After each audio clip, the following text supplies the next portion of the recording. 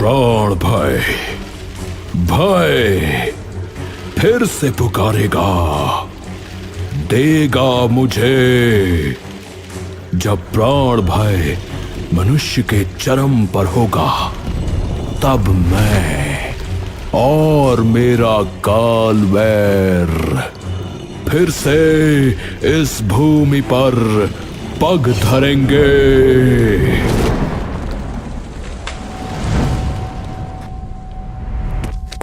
धरा, दर्श और काव्यांश तीनों अपने अपने कंधों पर एक बस्ता टांगे कहीं जा रहे थे। अरे कितना घुमा दिया दर्श यार, पैरों की ऐसी तैसी हो गई। तुझे पक्का पता है कि बस अड्डा यही है? शाम और रात होने वाली है, कहीं वापस घर ना जाना पड़ जाए। अरे दोस्त ने तो यहीं पे बताया था कसम से। कौन सा, वो जिसे डिमेंशिया है? अरे नहीं यार, इतना पागल लगता हूं क्या मैं? हाँ धरा दीदी, आपके पास तो धरती को कंट्रोल वगैरह करने की ताकत है ना, तो आप धरती फाड़ के हमें उस जगह पे ले चलो ना।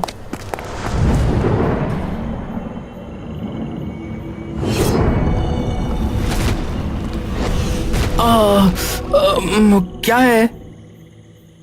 हाँ तो तेरे चक्कर में सड़कें फाड़ दूं, जोड़ेगा कौन? ए रुको, वो देखो सामने, उन बाबा जी से पूछते हैं, चलो।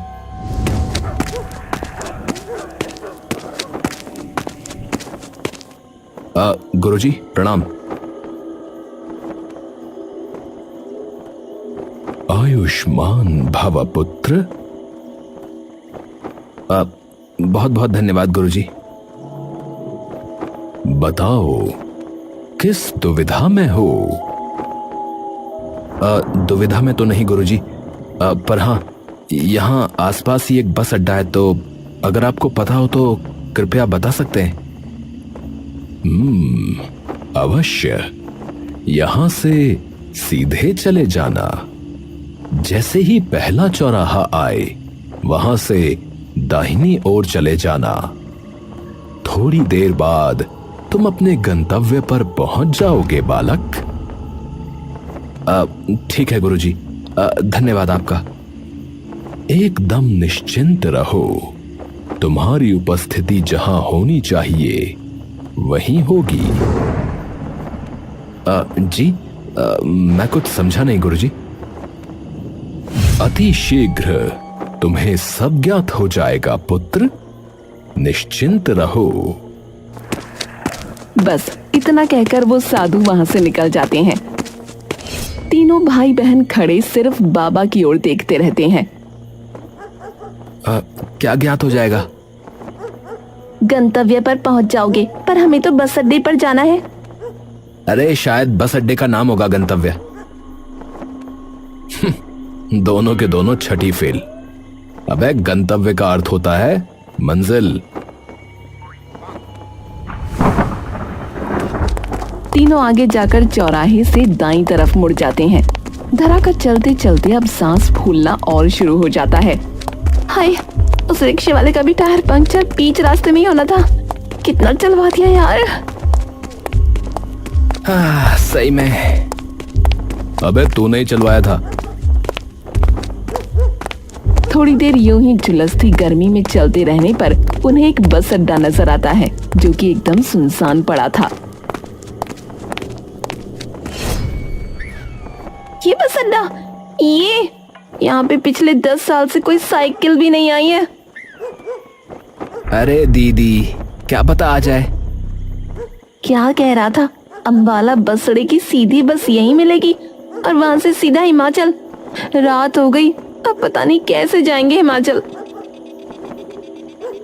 अरे जो भी है, बस अड्डा तो है ना। एक काम करते हैं, थोड़ी देर इंतजार करके देखते हैं। कुछ नहीं आता तो फिर वापस चले जाएंगे, ठीक है? तभी सामने से बाइक पर एक आदमी आता है और उन्हें देखकर बाइक वहीं रोक लेता है। अरे बालकों, यहाँ किस चीज की बाट देख रहे हो? वो भी इतनी रात को? बस की बाट देखेंगे अंकल जी। यहाँ कौन सा हवाई जहाज उतरने वाला है? धरा उसके पेट में जोर से कोहनी मारती है। कि बेवकूफ है अंकल, कुछ भी बोलता है। अंकल आप ये बताओ, यहाँ अंबाला के लिए बस आती है क्या? आती तो है बेटा, पर अब 2-3 दिन तक तो कुछ नहीं आने वाला, क्योंकि सारे बस ड्राइवर जो हैं वो हड़ताल पर गए हैं। तो फिलहाल तो कुछ नहीं मिलेगा यहाँ। अरे यार, आसपास कोई होटल वगैरह है रुकने के लिए एक रात को? अब आसपास तो कुछ नहीं है बेटा, पर हाँ, हमारे गांव में मेरे कुछ किराए के कमरे खाली हैं। अगर रुकना हो तो आज रात के लिए रुक जाना। तीनों एक दूसरे को कुछ देर के लिए देखते हैं। हाँ जी, बहुत मेहरबानी हो जाएगी आपकी। यहीं सीधे सीधे आते जाओ। अच्छा, पास में ही है, आ जाएगा। अब वैसे आपके गांव का नाम क्या है? विक्रानंत। अच्छा ठीक है, आप चलिए, हम आते हैं पीछे पीछे।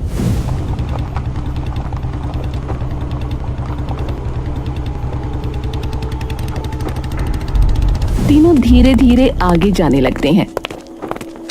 अबे यार, ये कोई जाली इंसान ना निकल जाए, फालतू में हमारी भी मेहनत कराएगा और अपनी दुर्गति भी। हाँ, तू तो जैसे बड़ा कुछ करता है ना। काव्यांश भैया बचाते हैं, मैं लड़ती हूँ। तू क्या करता है? सपने देख के ये बताता है कि दिक्कत आ गई, या सुन के बताता है कि कहाँ से आवाज आ रही है? अरे आप दोनों का साथ देता हूं मैं। ओहो। थोड़ी देर बाद तीनों गांव में पहुंचते हैं, जहां ब्रह्मपाल खड़ा उनका इंतजार कर रहा होता है। अरे वो रहे वो अंकल। काव्यांश उसकी तरफ हाथ हिलाता है और तीनों उसके पास चले जाते हैं। अरे चलो, मेरे घर के पास में ही है कमरा, आ जाओ। रात को आराम से रुको और सुबह निकल जाना। अच्छा? जी चलिए। ब्रह्मपाल उन्हें अपने साथ लेकर जाने लगता है। अंकल कुछ करना मत, नहीं तो भारी पड़ जाएगा। आपको अगर लग रहा है कि हम बिना कुछ जाने आ गए हैं, तो ये मत भूलना कि आपने भी बिना कुछ जाने हमें बुला लिया है। वो उनके घर की तरफ जा ही रहे होते हैं कि तभी उन्हें दिखता है कि गांव के बीचों बीच एक बहुत ही विशालकाय पीपल का पेड़ खड़ा है। ओ रे बाप रे, अंकल, ही गांव के बीचों बीच इतना बड़ा पीपल का पेड़ कैसे? अरे कुछ नहीं, वो ऐसे ही। ब्रह्मपाल के मुंह से बस इतने ही शब्द निकलते हैं और वो चुपचाप तेजी से आगे की ओर बढ़ने लगता है। इसे क्या हुआ भैया? भैया, इस पर चढ़ के देखें, पूरे गांव का नजारा दिखता होगा नहीं? ब्रह्मपाल एकदम से भयभीत आंखों से दर्श की ओर देखता है और उसके ऊपर बिजली से भरे बादल की तरह गरज पड़ता है। बालक, वहां नहीं जाना, बिल्कुल नहीं। दर्श उसकी बात और प्रतिक्रिया देखकर 2 कदम पीछे हट जाता है। धरा अपने हाथ पीछे करके अपनी मुट्ठी बंद कर लेती है। क्यों? बस नहीं, उस पेड़ के पास कभी मत जाना, खासकर रात को। तुम्हारे ही भले के लिए बोल रहा हूँ। वीर, धरा और दर्श चुपचाप उसके पीछे पीछे आने लगते हैं। ब्रह्मपाल एक छोटे से घर में उन्हें लेकर अंदर आ जाता है। वहीं पास में एक छोटी सी बच्ची खेल रही होती है। जानवी बेटा, मना किया है, रात को बाहर नहीं खेलना है। चलो जाओ, अंदर जाओ, चलो। ओए, कितनी प्यारी बच्ची है। आपकी बेटी है अंकल? हाँ जी। 2 मिनट रुको। अच्छा, मैं घर से चाबी लेकर आता हूँ। है जी ठीक है। ब्रह्मपाल बगल वाले घर में चला जाता है और वहां से एक लंबी सी चाबी लाकर दरवाजा खोल देता है। तीनों अपने अपने बस्ते नीचे रखकर कमरे को चारों ओर से नजर घुमाकर देखने लगते हैं। ये है तो ठीक, साफ सुथरा है, यहाँ कोई और भी रहता है क्या? अरे नहीं नहीं, अभी कुछ सालों से खाली है, पर जो है वक्त पर यहाँ सफाई हो जाती है। तो ठीक है फिर है, अगर कुछ चाहिए हो तो बता देना, बगल वाले घर में हूं मैं।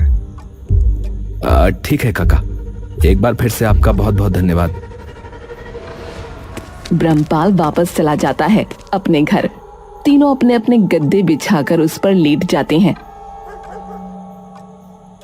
मैं तो ये सोच रहा हूँ कि उस पेड़ पर एक बार कान लगाकर सुन ही लो भैया कि आखिर माजरा क्या है। अरे तू फालतू की हरकत मत करियो, अब आज की रात रुकना है वैसे भी। अभी कुछ नहीं करना, चुपचाप सो जाओ, कल सुबह होते ही निकल लेंगे यहां से।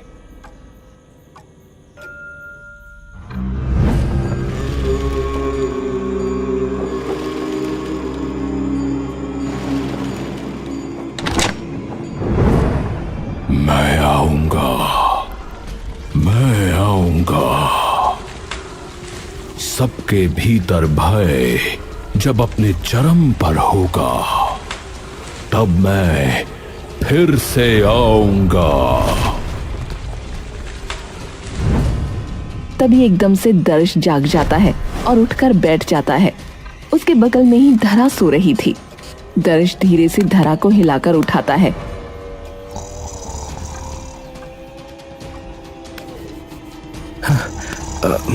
दीदी दीदी, अरे दीदी उठो ना। क्या हुआ, सपना आया था क्या? भैया उठो ना, भैया उठो। अरे अरे दीदी आराम से, क्या हो गया एकदम से इतनी हाय तौबा? तू चुप रह, काव्यांश भैया उठो ना। क्या हुआ? इसे सपना आया है। हाँ क्या? वही वाला पेड़ जो इस गांव में देखा था।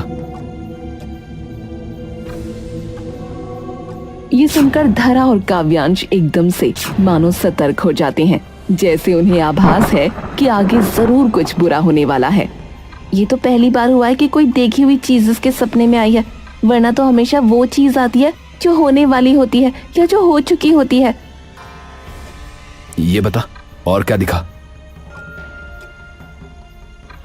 वो जो बाबा आज हमें मिले थे ना, जिनके पूरे हाथ पर रुद्राक्ष की माला थी, उनका हाथ दिखा जिसमें कई सारे कागज एक धागे में बंधे हुए थे और उन कागजों को एक लकड़ी के शायद डिब्बे में रखा था और उसे जमीन के नीचे कहीं रख दिया था और उसे मिट्टी से ढककर उस पर एक पत्थर की सिल्ली रख दी।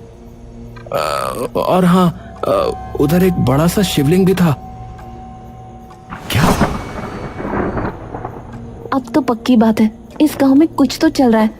और उस बाबा का हाथ दिखना इसके सपने में, और उसी बाबा का हमें यहाँ का रास्ता दिखाना, ये कोई मामूली बात नहीं है। तुम्हें याद है उन्होंने क्या कहा था? तुम्हारी उपस्थिति जहां होनी चाहिए वहीं होगी। और अब इसके सपने, जो कि हम दोनों को पता है कि इसके सपने तभी आते हैं जब कुछ बहुत ही गड़बड़ होने वाली होती है। तो इसका मतलब यह है कि हम यहां किसी वजह से आए हैं। एक और बात भैया, उस पेड़ से आवाज भी कुछ आ रही थी। क्या बोला उस आवाज ने? बड़ी डरावनी किस्म की फुसफुसाने की आवाज आ रही थी। शायद कह रही थी मैं आऊंगा। किधर? अरे मुझे क्या पता, पूरा पता बता जाएगी क्या आवाज? एक काम करो, अभी सो जाओ, कल सुबह उठकर देखते हैं। ये सब पूरे दिन के थके हुए हैं। धरा, काव्यांश और दर्श आराम से सो रहे होते हैं कि तभी दर्श को किसी के बहुत जोर से रोने की आवाज आती है। उसका दिल तेजी से धड़कना शुरू हो जाता है। डर से सहमा हुआ दर्श धरा को जगाता है। दीदी दीदी। दर्श को सहमा देखकर धरा भी एक झटके में उठ जाती है और काव्यांश को भी जगा देती है। क्या हुआ, फिर से सपना आया क्या कोई? नहीं, पर एकदम से किसी के रोने की आवाज आई, बहुत ही जोर से। दर्श जैसे ही ये बोलता है तभी उनके कानों में चीखने और चिल्लाने की आवाजें गूंज उठती हैं। ये कहाँ से आ रही है आवाजें? उन्हीं अंकल के घर से आ रही आवाज। तीनों भागते हुए ब्रह्मपाल के घर की तरफ जाते हैं। जैसे ही वो अंदर घुसते हैं उन्हें उस घर की दीवारों में सिर्फ चीखें और रोने की आवाजें सुनाई देती हैं। तीनों भागकर ऊपर जाते हैं और सामने एक आधे खुले हुए दरवाजे से देखते हैं कि कमरे के कोने में ब्रह्मपाल बेसुध सा बैठा हुआ है। कमरे में सिर्फ चीखने की आवाजें आ रही हैं। तीनों जैसे ही भागकर कमरे में जाते हैं तो देखते हैं कि सामने बिस्तर पर ब्रह्मपाल की बेटी लेटी है और उसकी आंखें एकदम काली पड़ चुकी हैं। बच्ची के बगल में उसकी माँ बैठी है जो सिर्फ अपनी बच्ची की शक्ल देख चीख चीख कर रो रही है। क्या हुआ बच्ची को? थोड़ी देर तक कोई कुछ नहीं बोलता। ब्रह्मपाल एकटक बस अपनी बेटी की ओर आंसू भरी आंखों से देखता रहता है। अरे कोई हमें बताओ भी क्या हुआ है, क्या पता हम कोई सहायता कर सकते हो उसकी। ब्रह्मपाल एक बेउम्मीदी सी आवाज से उन्हें जवाब देने की हिम्मत करता है। पीपल दोष। क्या? ब्रह्मपाल काव्यांश की तरफ देखता है। अब आप पूछ रहे थे ना कि क्यों उस पीपल के पेड़ के पास कोई जा नहीं सकता। देख लीजिए, इसीलिए नहीं जा सकते। हमें तो पता भी नहीं है कि ये कब चुपचाप वहां चली गई और उसे ये दोष लग गया। पता नहीं कितने बच्चों को खाएगा वो मनहूस पेड़। कितने बच्चे? इसका मतलब और कितने लोगों के साथ हो चुका है ये? अब हर साल होता है ये और कई सालों से हो ही रहा है। जो भी उस पेड़ के पास गया रात को, उसकी मौत 2 दिन के अंदर अंदर यूं ही तड़प तड़प कर हो जाती है।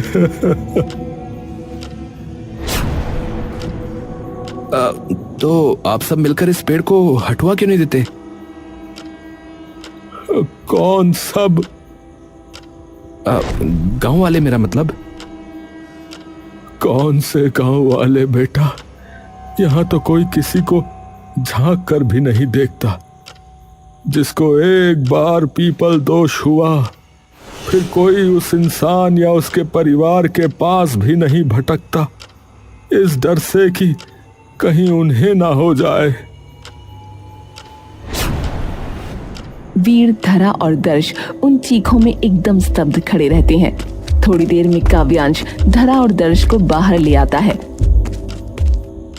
देखो, हमारे पास सिर्फ 2 दिन है उस बच्चे को बचाने के लिए। आरफ। काव्यांश देखता है कि दर्श आंखें बंद कर चुपचाप वहीं खड़ा है। आरफ। दर्श अपनी आंखें खोलता है। उसकी आंखों में मानो किसी अनहोनी का प्रचंड तूफान उमड़ रहा हो। आरफ, क्या सुना? दर्श दहशत भरी आंखों से काव्यांश की ओर देखता है। चीखें, पूरे गांव में सिर्फ चीखें। थोड़ी देर के लिए किसी के समझ में कुछ नहीं आता कि वो क्या कहें। बाहर आओ।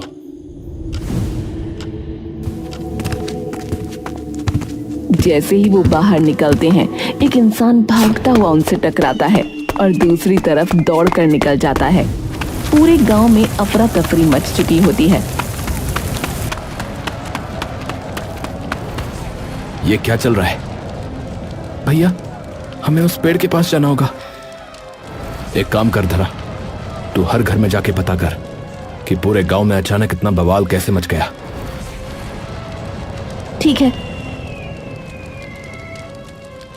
भैया, यहां कुछ भी हो सकता है, तो अपने अस्त्र कवच तैयार रखिए। तुम ठीक कह रहे हो दर्श। जैसे ही काव्यांश और दर्श पेड़ के पास पहुंचते हैं तो देखते हैं कि पेड़ के सारे पत्ते झड़ चुके हैं। उसके आसपास कई सारे कौवे मरे पड़े हैं। पेड़ के ऊपर कई बाज गोल गोल मंडरा रहे हैं। भैया, पक्का ये सब इसी पेड़ की वजह से ही हो रहा है। हाँ,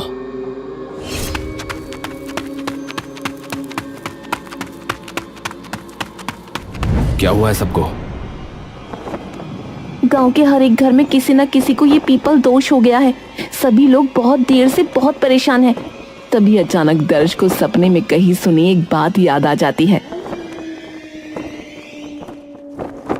भैया, एक और चीज उस आवाज ने कही थी।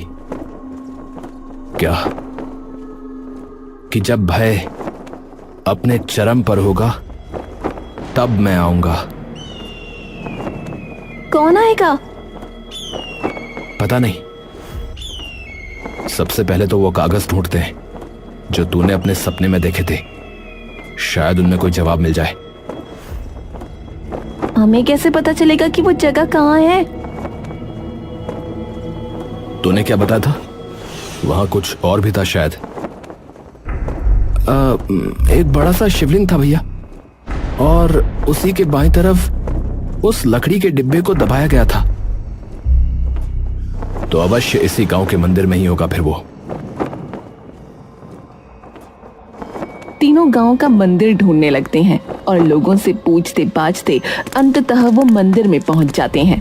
जैसे ही मंदिर के अंदर घुसते हैं उन्हें एक बड़ा सा शिवलिंग वहां दिखता है। यही है भैया, इसी के बाईं ओर वो कागज थे। काव्यांश बाईं ओर जाकर देखता है। यहां कहां है? इस दूसरे वाले में है भैया। धरा। जी।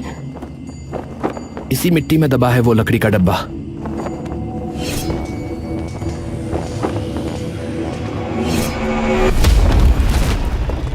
उन्हें आखिरकार वो लकड़ी का डब्बा दिख ही जाता है। वही है भैया, वसुधैव कुटुंबकम। मतलब? अर्थात ये वसुधा यानी धरती एक कुटुंब है, यानी एक परिवार। इसका अर्थ है कि हर कोई एक है। जिन्हें भी ये ताड़पत्र प्राप्त हों वही होंगे वे जिनके हाथों विक्रानंत ग्राम का उद्धार संभव होगा। वर्तमान में मैंने ऋषि संकदा भैरवदान को मुहरबंद कर दिया है, जो कभी मेरी ही भांति एक ऋषि था। अमरत्व की लालसा में उसका चित्त और उसकी अंतरात्मा पूरी तरह से मलिन हो गई। उसने कुछ ऐसे श्लोकों का अनुसंधान आरंभ किया जो कभी असुरों द्वारा उच्चारित किए जाते थे। इसी प्रयास में उसने एक भीषण राक्षस को जन्म दिया, मनोभक्षक, जो भय से पलता है। मनोभक्षक ही भैरवदान की अमरता का मूल स्रोत बन गया। जैसे जैसे जनमानस का भय बढ़ा, वैसे वैसे उसकी शक्ति भी प्रचंड होती गई। वो विक्रानंत में मृत्यु और विनाश का कारण बन गया था। अंततः मैंने सहस्त्र रुद्राक्षों की शक्ति से उन दोनों यानी मनोभक्षक और भैरवदान को एक पीपल वृक्ष में आविष्ट कर वहां बांध दिया है। किंतु ये बंधन अनंत नहीं है। जब काले काग आकाश को ढक लेंगे, जब हर घर की दीवार करुण क्रंदनों से कांप उठेगी, जब ग्राम विक्रानंत अनेक खेमों में बंट जाएगा और जब भय अपनी चरम सीमा पर होगा, तब वे पुनः इस भूमि पर पग धरेंगे। स्मरण रहे, उद्धारकर्ता अकेले कुछ नहीं कर पाएंगे। उस दैत्य का वध करने हेतु आवश्यक होगा। क्या आवश्यक होगा? काव्यांश उस ताड़पत्र को आगे पीछे करके देखता है, लेकिन वहां कुछ नहीं लिखा होता। यहाँ कुछ नहीं लिखा। मुझे लग रहा है कि मनोभक्षक और दूसरे ऋषि आज ही उस मुहर बंद से मुक्त हो जाएंगे। एक काम करते हैं, सबसे पहले इन सभी गांव वालों को इस गांव से निकालते हैं। धरा, दर्श, हमें एक एक घर में जाकर सबको इस बारे में बताना पड़ेगा और जितना शीघ्र हो सके उतनी शीघ्र उन्हें उस पेड़ से दूर ले जाना होगा। जी भैया। तीनों ये बात सभी गांव वालों को बताने के लिए उन्हें इकट्ठा कर गांव से बाहर निकालने में जुट जाते हैं। अब विक्रानंद गांव के हर आदमी का डर अपने बिल्कुल चरम सीमा पर होता है। जैसे जैसे गांव के सभी लोग इकट्ठा होने लगते हैं, वैसे वैसे आकाश में चारों ओर गहरी काली घटा पूरी तरह से छा जाती है। काले बादलों में चमकती बिजली मानो चीख चीख कर उनके आने का अंदेशा दे रही थी। धरा, काव्यांश और दर्श गरजते आसमान को देखकर समझ जाते हैं कि ऋषि सकंदा की भविष्यवाणी सच ही होने वाली है। वो तीनों जल्दी उस पेड़ के पास पहुंचते हैं।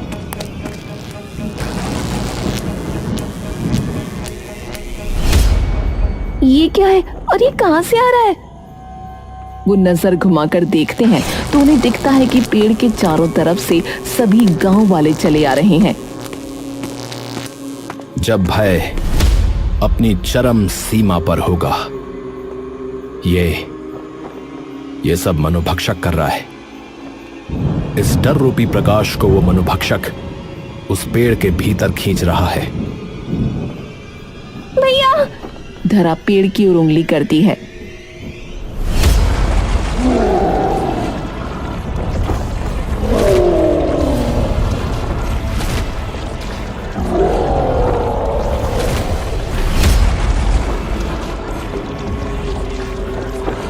जैसे ही गांव वाले उस राक्षस को देखते हैं, उनका डर 4 गुना और बढ़ जाता है।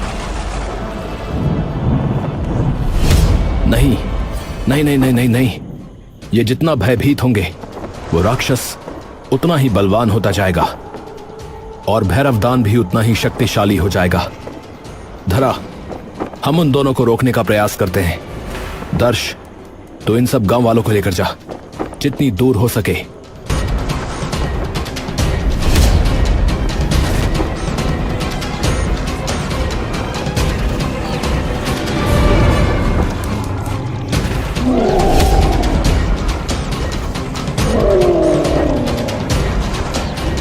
तभी सामने खड़े ऋषि भैरवदा आंखें बंद कर कुछ मंत्र जपने लगते हैं और जोर से चीखते हैं।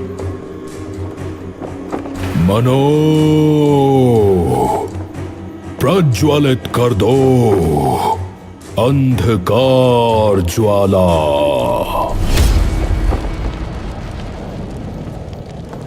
मनो प्रज्वलित कर दो अंधकार ज्वाला।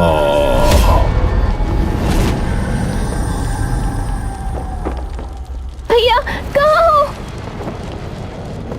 यही हूं, डरो मत, वरना वो और बलवान हो जाएगा। नहीं! क्या हुआ? मनोभक्षक ने अपने पैरों की बेल निकाल दी। अंधेरे में कुछ नहीं दिख रहा भैया। अगर उसकी तरफ कोई वार करूंगी तो उससे कहीं गांव वालों को चोट ना पहुंच जाए।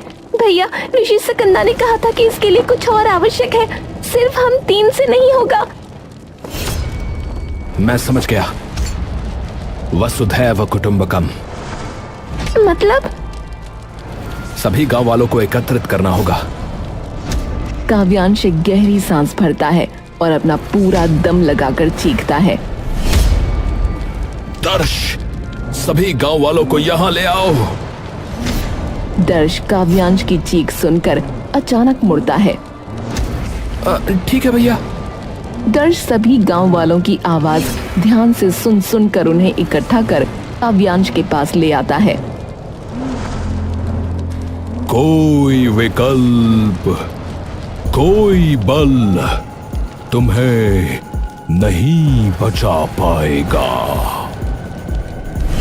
मनुष्य की सबसे बड़ी निर्बलता है उसका भय, जो कि मेरे मनोभक्षक को सबसे अधिक सबल बनाता है। मनो, एक एक को भस्म कर दो अपनी पाताल अग्नि से।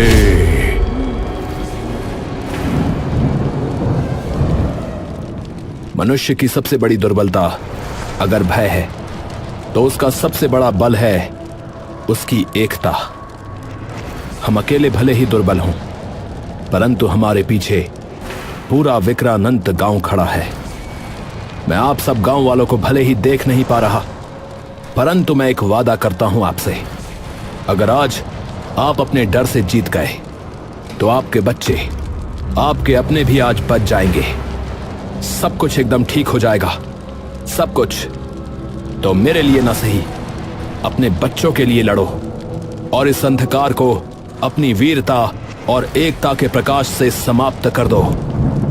अपने मन में जलती अग्नि से इस राक्षस को भस्म करो, जिसने न जाने कितने वर्षों से आपके अपनों को आपसे छीना है।